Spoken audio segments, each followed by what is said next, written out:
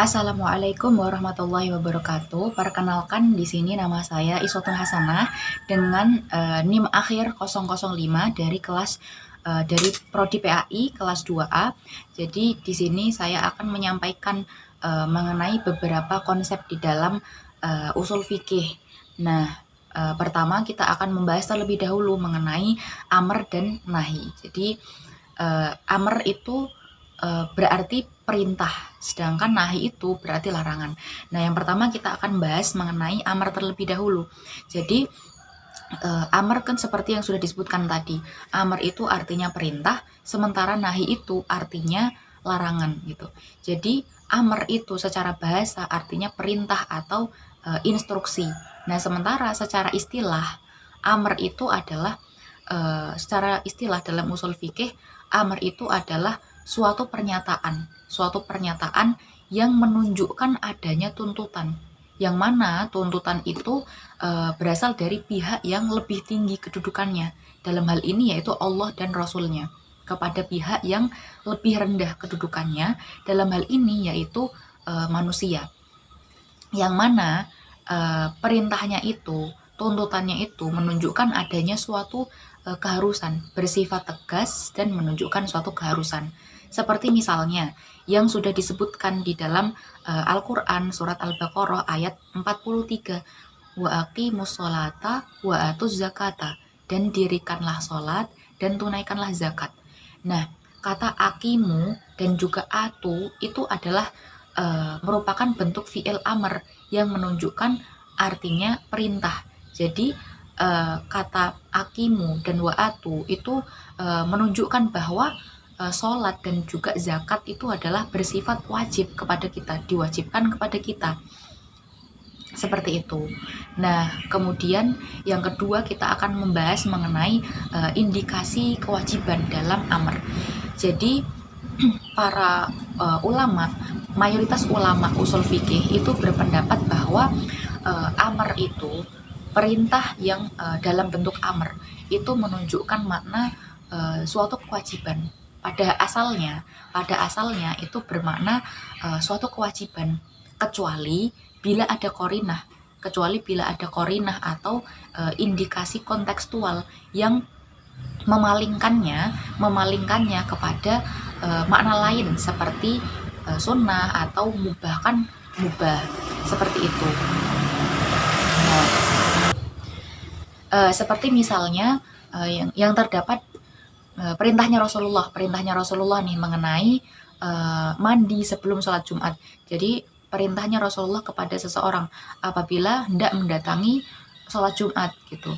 Jika salah seorang dari kalian itu hendak mendatangi sholat Jumat, maka hendaklah mandi.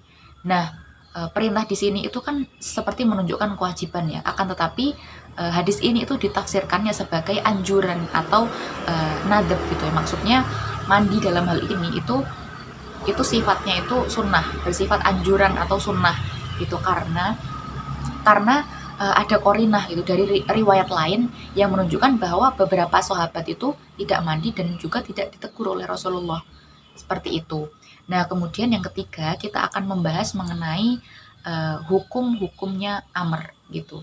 Jadi yang pertama, amr itu kan seperti yang sudah disebutkan tadi ya, bahwa amr itu secara asalnya itu menunjukkan makna suatu kewajiban gitu, seperti yang tadi sudah dijelaskan misalkan dalam surat Al-Baqarah ayat 43, wa aqimus sholata wa atuz zakata. Tadi kan kata aqimu dan atu itu adalah merupakan bentuk fi'il amr yang mana itu menunjukkan bahwa perintah untuk melaksanakan sholat dan menunaikan zakat itu adalah suatu kewajiban, seperti itu. Nah, yang kedua, amr itu terkadang juga bisa menunjukkan makna nadab atau anjuran atau sunnah, seperti itu. Misalnya seperti yang sudah disebutkan nih di dalam surat Al-Mujadilah ayat 11 itu fafsahu fil majalisi, berikanlah kelapangan di dalam majelis. Nah, di sini perintah untuk memberi kelapangan dalam majelis itu dimaknai sebagai suatu anjuran atau sunnah. Kenapa? Karena tidak ada sanksi apabila tidak melakukan itu, seperti itu. Nah, kemudian yang ketiga, Yang ketiga adalah perintah amar itu juga bisa bermakna suatu kebolehan atau ibahah gitu, misalnya seperti yang sudah disebutkan nih di dalam surat Al-Maidah ayat 2, yaitu uh, yaitu faida halaltum fastodu, apabila kalian telah menyelesaikan ihram maka bolehlah berburu. Nah, dalam hal ini itu berburu itu menunjukkan makna boleh ya, boleh untuk berburu, bukan berarti menunjukkan wajib untuk berburu ya, akan tetapi hanya menunjukkan suatu kebolehan seperti itu. Nah, kemudian yang keempat, amar itu juga bisa bermakna suatu perintah. Amar itu juga bisa bermakna suatu ancaman, suatu ancaman.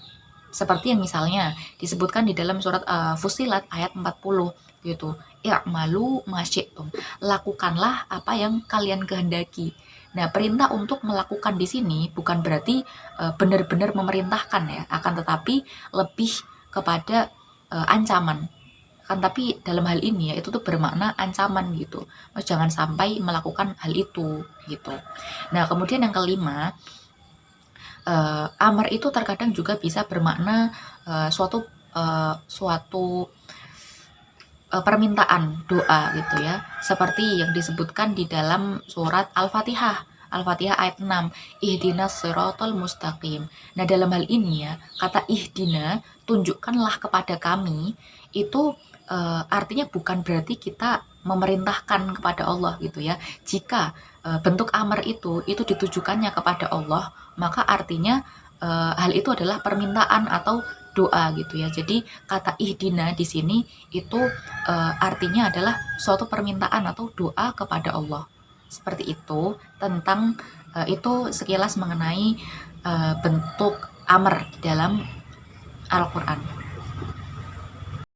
Selanjutnya kita akan bahas mengenai nahi.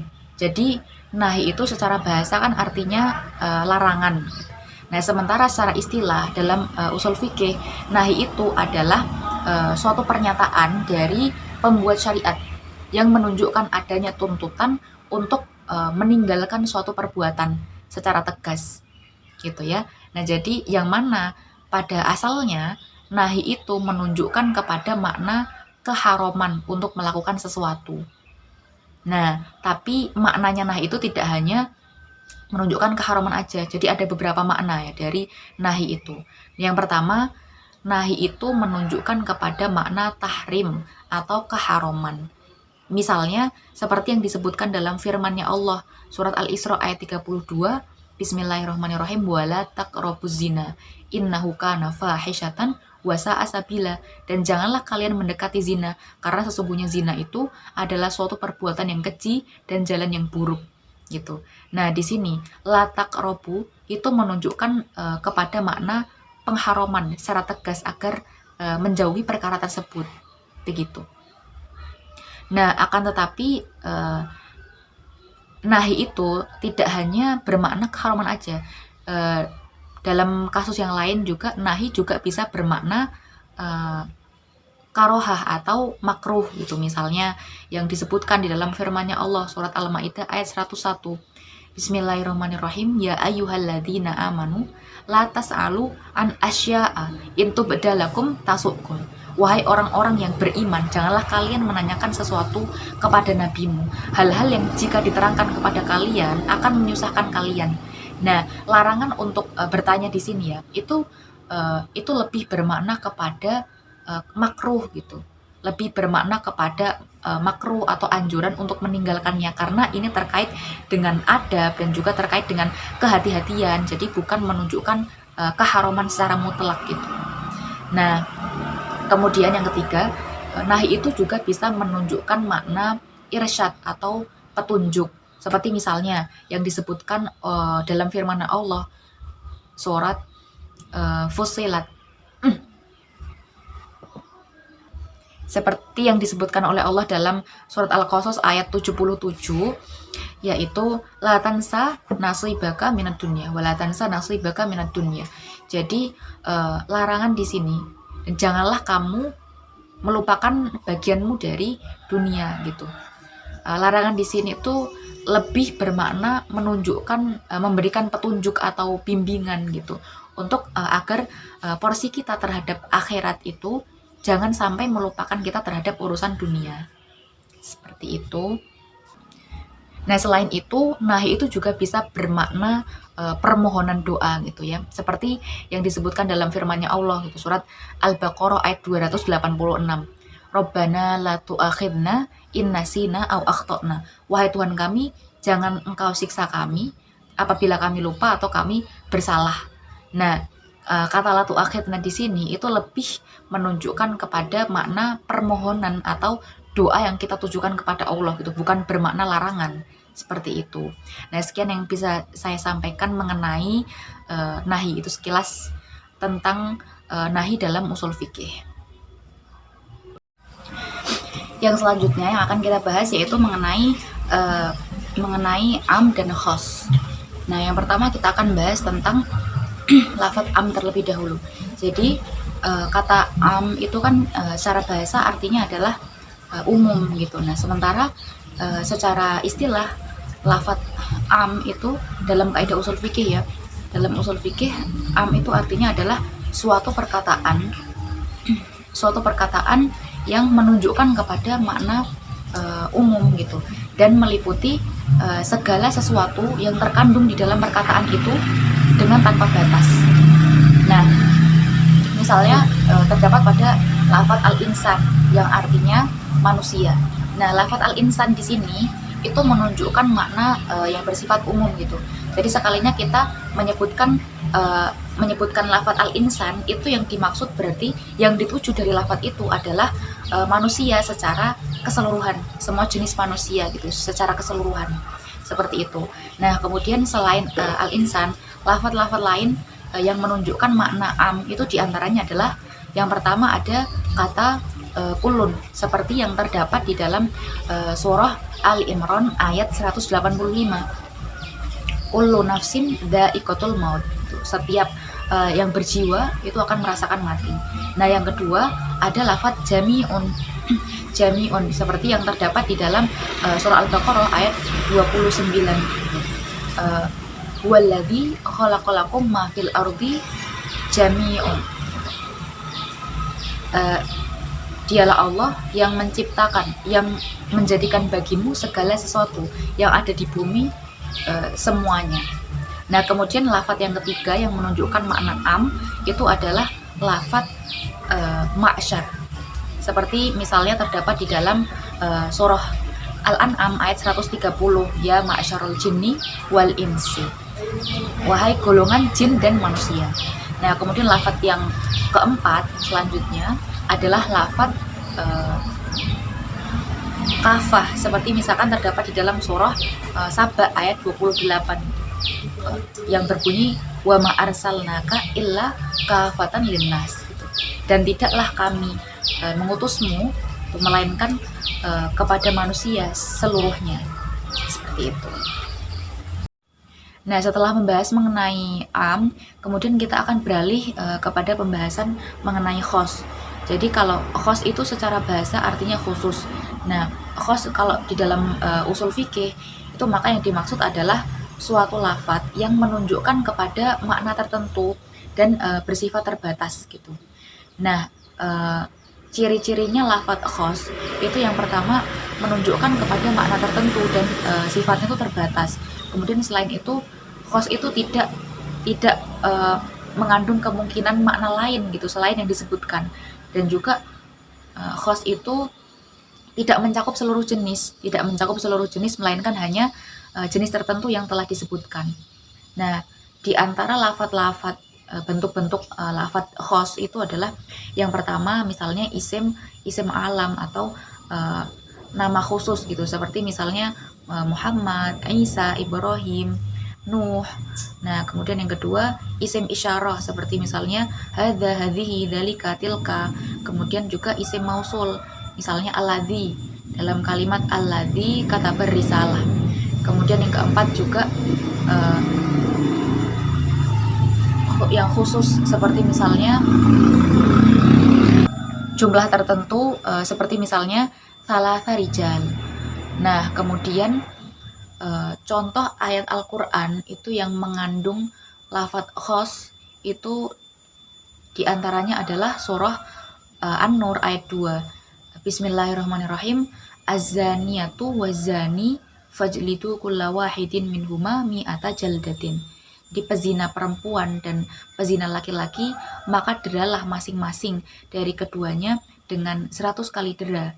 Nah, yang disebutkan di sini az-zaniyatu waz-zani, pezina laki-laki dan pezina perempuan, itu adalah merupakan lafadz khos ya, karena menunjuk kepada suatu kelompok tertentu gitu, bukan semua orang. Nah, seperti itu. Nah, selanjutnya kita akan bahas juga mengenai syarat-syarat nasakh itu sendiri. Jadi di antara syarat nasakh itu adalah hukum yang dinasakh itu adalah hukum syariat, bukan hukum akal atau hukum adat. Terus kemudian juga dalil nasakh dan mansukh itu harus sama-sama berasal dari syariat seperti Al-Qur'an atau sunnah, dan juga kemudian dalil yang dihapus itu harus dalil yang menghapus itu harus datang setelah dalil yang dihapus. Dan yang keempat, tidak ada kemungkinan untuk kompromi antara dua dalil tersebut. Dan juga nasakh itu hanya berlaku pada hukum-hukum fikih amaliyah, hukum-hukum fikih, tidak berlaku pada masalah akidah. Nah, kemudian contoh dari nasakh itu diantaranya ya, pembagian nasakh itu yang pertama adalah nasakh bacaan dan juga ayatnya sekaligus. Menasakh ayat dan juga hukumnya sekaligus. Nah, jadi yang pertama adalah nasakh bacaan dan menasakh ayat dan hukum sekaligus. Nah, itu contohnya adalah ayat tentang rajam. Jadi dulu tuh ada suatu ayat yang diturunkan dalam Al-Qur'an tuh mengenai hukuman rajam bagi para pelaku zina muhson. Akan tetapi ayat tersebut sekarang sudah tidak ada di dalam mushaf. Tapi kita mengetahui tentang keberadaan ayat ini melalui riwayat yang dibawakan dari Sayyidina Umar bin Khattab. Jadi ayat tentang rajam itu dahulunya ada di dalam Al-Qur'an, bahwa laki-laki dan perempuan yang berzina, laki-laki dan perempuan pelaku zina muhson itu hendaknya dihukum rajam. Akan tetapi ayat ini kan sudah dihapus dari dalam mushaf, sudah tidak ada lagi, dan juga dihapus hukumnya dalam konteks umum. Akan tetapi pada pelaksanaannya hukuman rajam bagi para pelaku zina muhson itu tetap berlaku sampai sekarang. Dalilnya adalah melalui sunnah dan ijma ulama gitu. Jadi para ulama berpendapat ini adalah contoh dari ayat dalam Al-Qur'an yang dihapus bacaannya sekaligus juga hukumnya. Seperti itu. Kemudian yang kedua kita bahas mengenai nasakh yang nasakh bacaannya saja tetapi hukumnya tetap berlaku gitu. Jadi misalnya terdapat pada contoh dalam ayat mengenai susuan. Nah, dahulu kan salah satu syarat agar misalnya seorang anak itu bisa menjadi anak susuannya itu kan minimal harus 10 kali susuan. Nah, kemudian dinasakhlah menjadi 5 kali. Minimal 5 kali susuan, maka anak tersebut sudah bisa menjadi anak susunya sehingga sudah menjadi mahramnya. Nah, akan tetapi kemudian ayat ini tuh sudah dinasakh. Ayat ini tuh sudah dinasakh bacaannya sehingga ayat ini sudah tidak ada lagi di dalam mushaf. Akan tetapi hukumnya tetap berlaku sampai sekarang, dan ini dijadikan dalil ini tetap digunakan di dalam hukum mahram yang disebabkan karena rodoah atau persusuan. Seperti itu. Nah, kemudian contoh nasakh yang ketiga itu adalah nasakh hukumnya saja, akan tetapi bacaannya itu tetap ada. Gitu. Misalkan contohnya itu salah satunya adalah berada di dalam surat Al-Baqarah ayat 180 yang bunyinya Bismillahirrahmanirrahim. Kutiba alaikum idza hadara ahadukumul mauta in taraka khairan alwasiyatu lil walidani wal aqrabina bil ma'ruf haqqan 'alal muttaqin. Jadi diwajibkan atas kamu apabila seorang di antara kamu kedatangan maut, jika ia meninggalkan harta yang banyak, maka berwasiat untuk kedua orang tuanya dan kerabatnya secara ma'ruf. Ini adalah kewajiban bagi orang-orang yang bertakwa.